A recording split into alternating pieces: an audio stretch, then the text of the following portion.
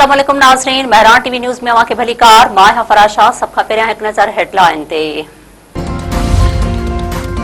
Iran पारां विच ओभर में अमेरिका ऐं इसराइली अॾनि खे निशानो बणाइण ऐं हमला वधीक तेज़ करण जो ऐलान। पाकिस्तान निगार्स जो चवणु आहे त अमेरिका ऐं इसराइल ख़िलाफ़ ड्रोन ऐं मीज़ाइल सां हमला तेज़ कया विया आहिनि। जल्द दुश्मन भॼण ते मजबूर थी वेंदो।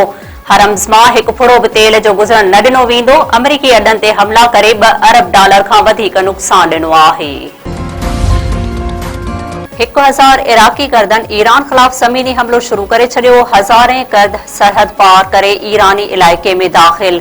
न्यूयॉर्क टाइम्स जो चवणु आहे त अमरीकी CIA कर्दन खे हथियार फ़राहम कया आहिनि। ईरानी न्यूज़ एजेंसी कर्द विढ़ाकनि जे ईरान जे सरहदी सूबनि में दाख़िल थियण जे ख़बरुनि जी तरदीद करे छॾी आहे।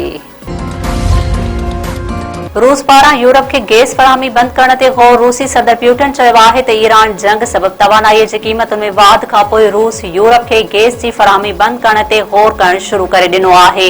रूस मूजिबि अमेरिका ऐं इसराइल ईरान ते बेरहम बमबारी करे रहिया आहिनि, जंहिं में आम शहरी निशानो बणिजी रहिया आहिनि। हाणे इहो सिलसिलो बंदि थियणु घुर्जे।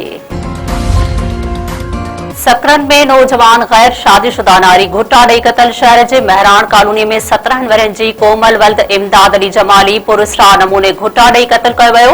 वारसनि पारां नारीअ खे संदसि मारोटनि अली शेर जमाली, दिल मुराद, अली रज़ा ऐं जावेद जमाली ते क़तल जो इल्ज़ाम। पुलिस जो चवणु आहे त नारीअ खे घुटा ॾेई क़तल कयो वियो आहे।